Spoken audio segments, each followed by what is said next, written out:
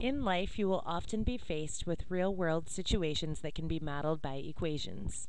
That's what we'll see in Unit 2, Opener number 9. The situation is that the Sweeney family travels from Chicago to New York, a distance of 788 miles. They traveled at an average speed of 55 miles per hour.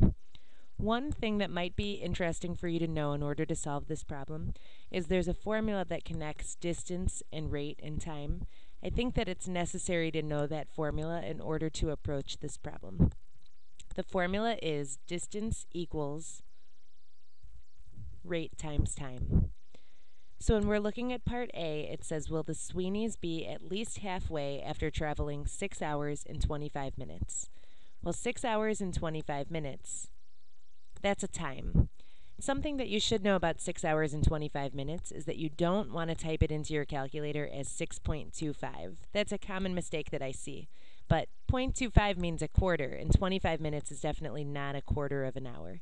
So as you're working with 6 hours and 25 minutes, make sure that you're working with it as 6 and 25 sixtieths. Depending on what kind of calculator you're using, you might have to type it in as 6 plus 25 sixtieths. So that's my time. Then it says that my distance that I need to travel is 788 miles, but really it's asking if we'll be halfway there. So the distance that we need to travel is half of that 788 miles. And then it says an average speed of 55 miles per hour. Well, speed is basically another word for rate. A lot of times those two terms are used interchangeably. So if you see something like miles per hour, per is a keyword that I see there that points me in the direction of a rate.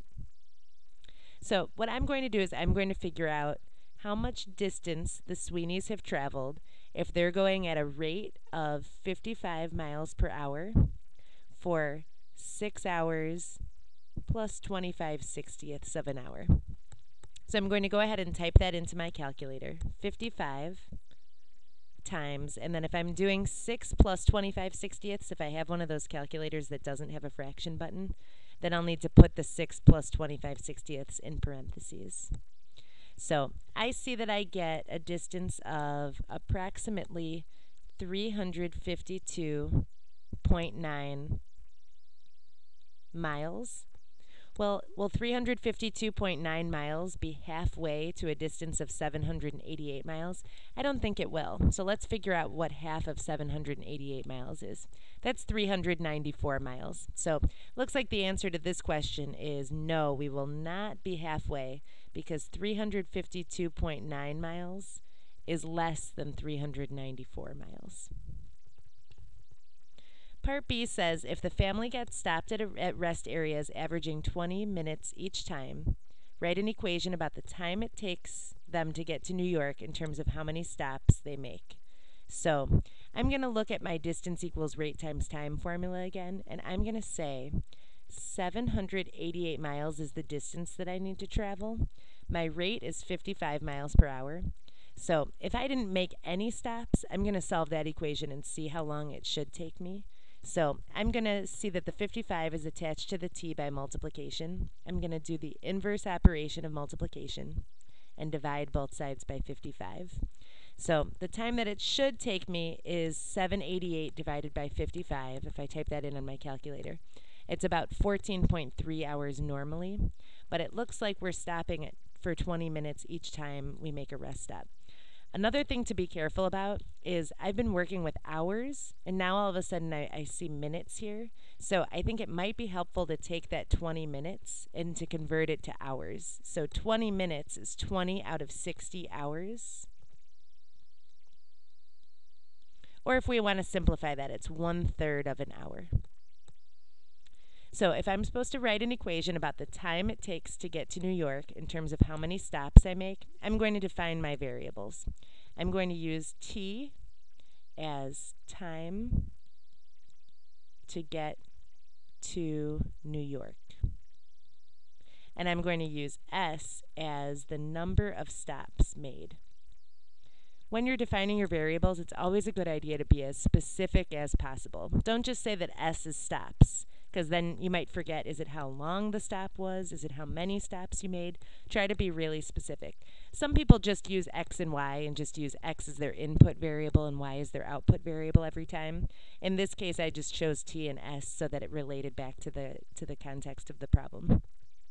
So I want an equation for the time it takes to get to New York City. T equals, well, the time would have taken 788 over 55 hours, but instead it's plus a third of an hour for every stop that I make. So I'm going to say 1/3 of an hour per S. So now that gives me a formula that I can use. If I know how many stops I made, I know how long my entire trip will take. And that's exactly what part C is asking about. If they take 4 stops, then how long will the entire trip take? Well, this is a nice one because stops were my input variable. So all I need to do is say T equals 788 over 55 plus a third of an hour for each stop times 4 stops. And I'm going to type that into my calculator quickly. And I get approximately 15.66 hours. The nice thing was, since I used T for time, and that sort of made sense as a variable, when I see T, I think about time, then I knew when I was solving for T that the units that belonged on that number were units related to time. Then I could just look back to my original problem and see what units I was working with. So if we make 4 stops, it should take about 15.66 hours. So this is a good example that involved some unit conversion, the distance equals rate times time formula, and taking a real life situation, modeling it with an equation.